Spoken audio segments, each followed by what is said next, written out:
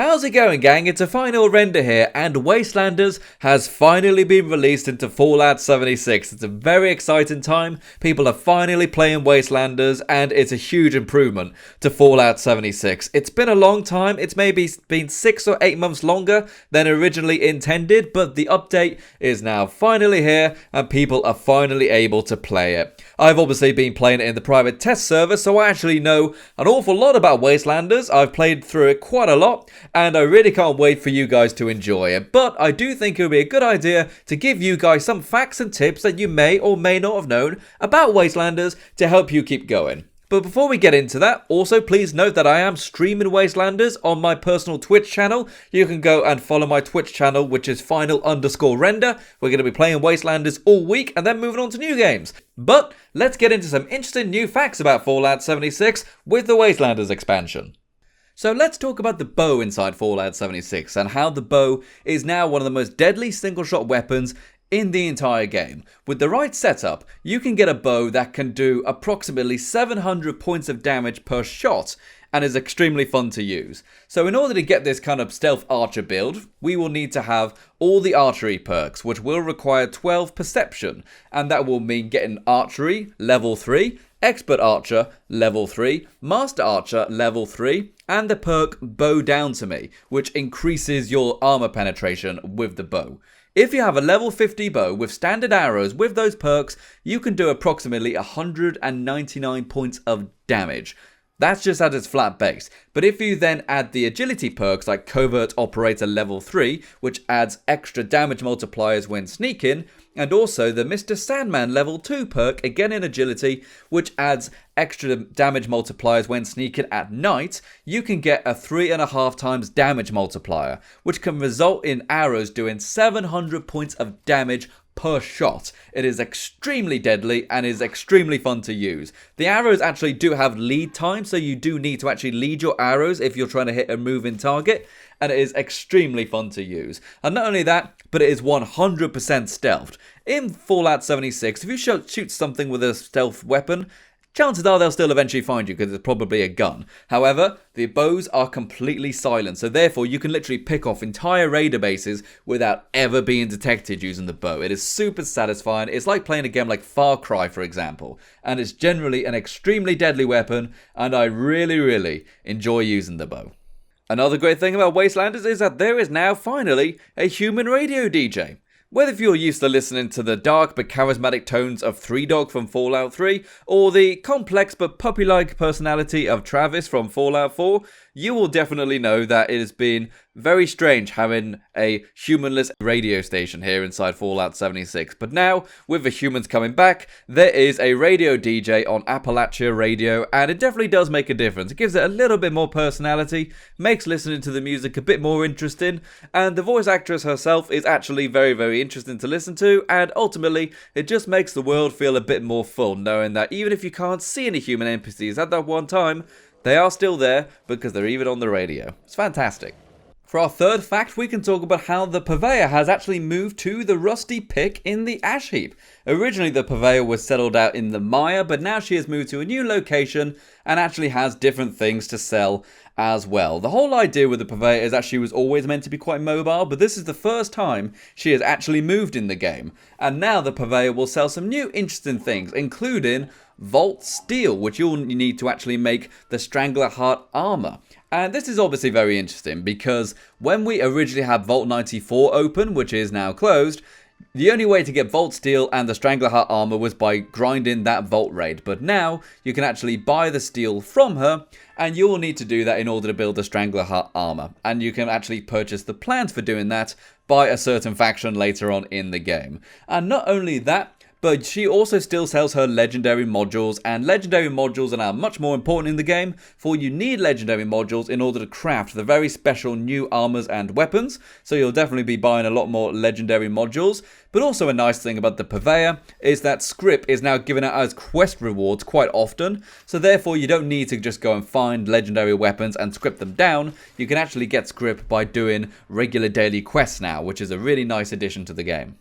For fact 4, you can consume aid items and read plans and recipes without going into your PIPBOY now. If you're walking around the world, you'll notice that you'll have the ability to either pick up a recipe, plan or chem item or food item, or you can hold the pickup button and you will consume it right there on the spot. This is a really nice thing to the game. It kind of speeds things up a little bit and also encouraged me to actually try more chems and try more foods, because I would just see some chems on the side. I'm like, okay, I'll just pop them immediately rather than picking them up. Nice way to speed up the game, nice quality of life improvement, and overall I think it's just a nice thoughtful idea. And fact number 5, let's talk about how leaving mid-conversation can sometimes be seen as a hostile act.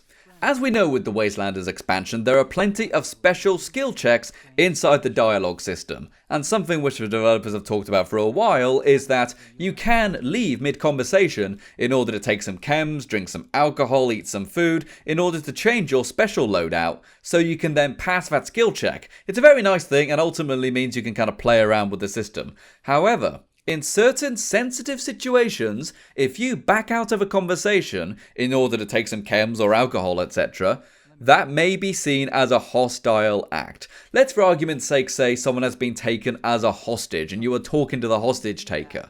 If you then leave the conversation in order to take some alcohol to pass a speech check, they may see that as a hostile act and see like you're running away or you're going into your inventory to try to kill them. And then they could actually turn hostile on you. So therefore, what I would say is, whilst you can leave conversation anytime you want in order to take chems to change your special, be careful when you do it, because sometimes it may not be in your best interest to back out of a conversation early. So let's talk about the new weapons and armors inside the Wastelanders expansion and talk about how you can acquire some of these items. Now I'm sorry to say that a lot of the new weapons and armors are endgame items, and you'll have to do a lot of playing in order to unlock some of these new and extremely powerful items. And for the most part, these are actually tied to the faction reputation system and to the gold bullion banking system. So let's talk about how this works. In order to purchase the weapon or armor piece or modification you want, you will have to have the right faction affinity with the faction who is selling that particular item. And in order to increase your reputation, you'll have to do their dailies, you'll have to do their main quest, etc. so they like you. And then once they like you enough, they will sell you that item, typically for gold bullion. And gold bullion can be acquired by doing daily quests and also some of the main quests. Now it is true that you will actually have to save up quite a bit of gold bullion in order to fully max out an armor or a new weapon to buy all the modifications, but I would also say that a lot of these items are extremely good. They are very, very powerful weapons, and for the most part, they are all legendaries as well, automatically. So that is very, very cool. And I think what I would say is a good idea is to pick what you want before you go spending crazy, because it can take a long time to grind the gold bullion and also to grind the legendary script in order to buy the legendary modules you'll need to craft these items. You always have to craft them, you can only buy the plans for them. But I would say, if you can pick the one which you think you'll enjoy, you'll have a great time with them because they are all extremely good new weapons and armors. So for the next fact, let's talk about how you need to be at least level 20 in order to access most of the Wastelanders content. Now this may seem like a bad thing. I did see a lot of magazines were complaining about how some of it was actually gated by a level. However, there is a very good reason for it.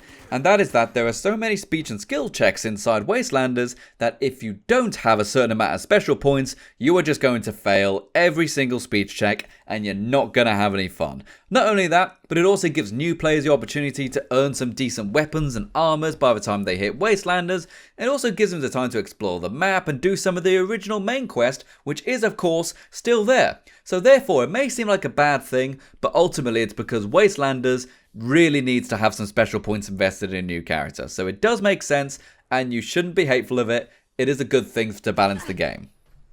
Let's next talk about the allies inside Wastelanders and talk about what you can do with them and how you can acquire some of these allies to come and live in your camp and give you quests. So as I just mentioned, the allies are human NPCs that can live inside your camp system and you can talk to them and romance them and just have a person living with you in your camp. Now, you can only have one ally active in your camp at any one time. However, you can change them out whenever you want to. So you don't need to have one, max them out, and then get rid of them. You can go back and forth. You can just only have one at any active time. And those are, so far at least what I've discovered, there is the Forager, which is a funny old man who tells dad jokes all the time, and I absolutely love him for obvious reasons. There is the Punk, who is more of a raider type character.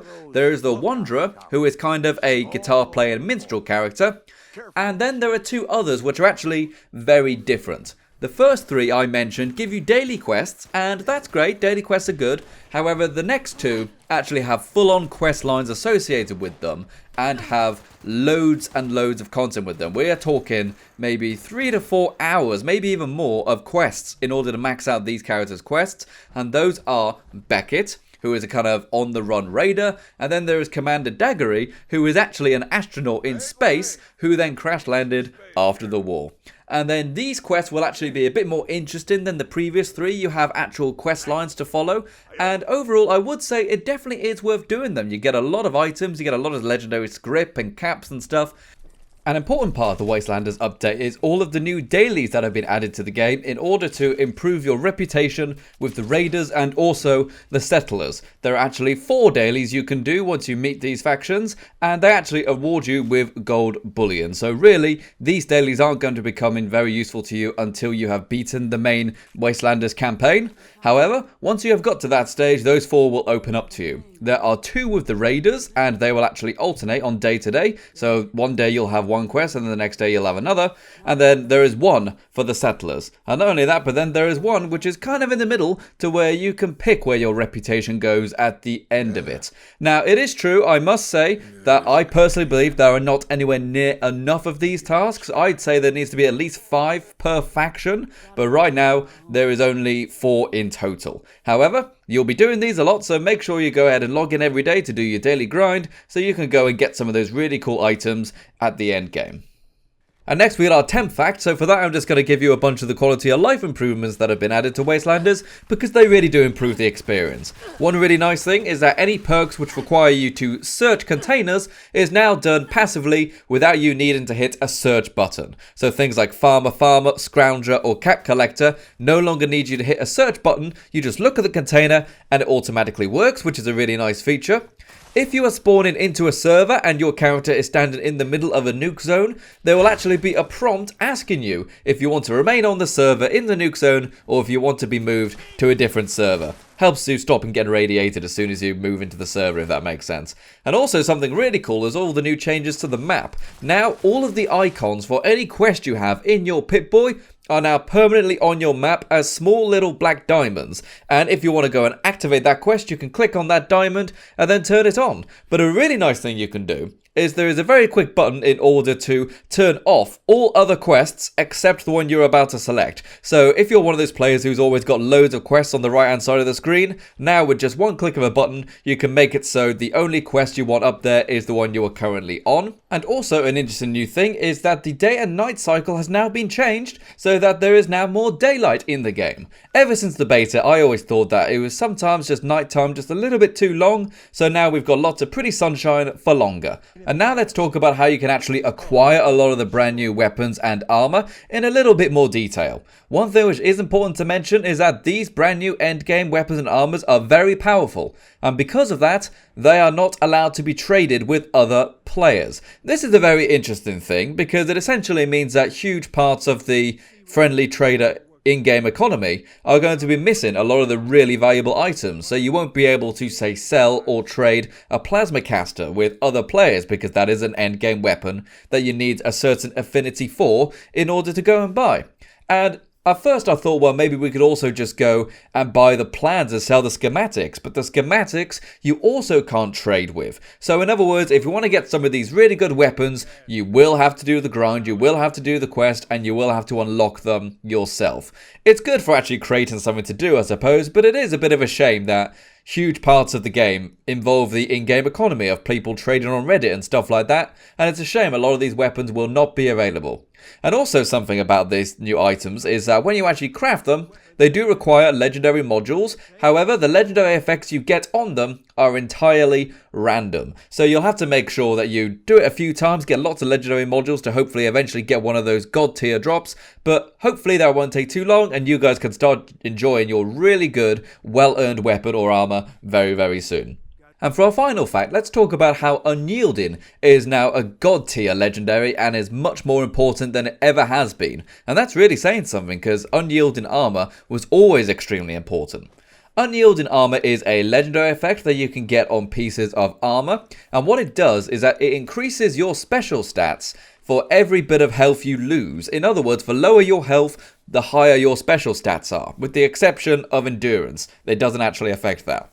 But what this essentially means is that if you need to do some of those very high speech checks, the best thing to do in the game is to have a full set of unyielding armor, so 5 pieces, and then just go and hurt yourself until you are very nearly dead, and then you can actually pass most speech checks in the game. A really good way to do this is just to collect irradiated water that can be found in pretty much any stream outside, really. And then you can drink a bunch of that in order to give yourself loads of radiation damage so that you have very low health right before you do a speech check. And it is true that there are certain checks inside the game which require you to have a low amount of a certain special point. And it obviously won't help you in those scenarios, but for most scenarios where you just need to have a certain high level, having unyielding armor is now a godsend. And I do very highly recommend that you invest in some high level, decent, unyielding armor sets for your character. It will help you out a lot when doing all the speech checks inside the Wastelanders DLC. So there was a bunch of Wastelanders facts and tips that you may or may not have known. Thank you very much for watching this video. The Wastelanders update is a huge expansion and it is a very welcome addition to Fallout 76. It's taken a long time for this update to come out because there's been so much effort that's been put into it, but now the kind of framework is in place. Hopefully it means adding new factions, new NPCs, new quests, new items. It's going to be easier than ever, and Fallout 76 has got a very bright future ahead of it. Now these improvements have been added. So if you've enjoyed this video, please make sure you subscribe to the channel in order to see more, or you can go ahead and follow me and subscribe to me on Twitch. I've been actually streaming this game on Twitch and I'm going to be streaming it for the whole week, so make sure you go and follow and subscribe there. My Twitch is final_render, and if you don't want to really do that, you just want the videos, then make sure you subscribe here and check out all the cool Patreon people in the description below who help support the channel with their financial donations. UNYIELDING of course can also do the same, and I can't wait to see you guys in the next video. I've been the Final Render and you've been the audience. Bye bye gang, bye bye.